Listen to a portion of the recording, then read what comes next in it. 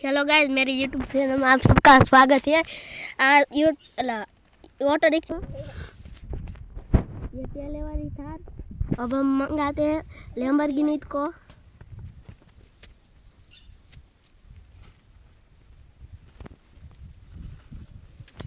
Lamborghini कहाँ गई? Lamborghini तो अब नहीं आई, अब आ गई। अब मंगाते हैं हम रोल्स रॉयस को। अब हम मंगाते हैं घोड़े को।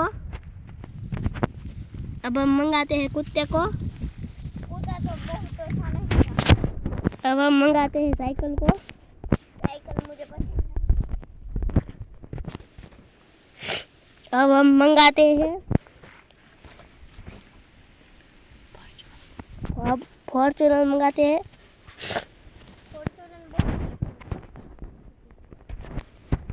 अब हम मंगाते हैं ऑटो रिक्शा को।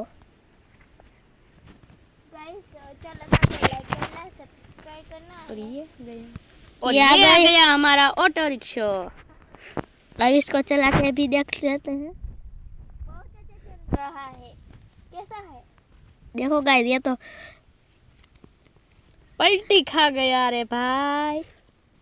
एक और ना लाइक शेयर और सब्सक्राइब कर देना।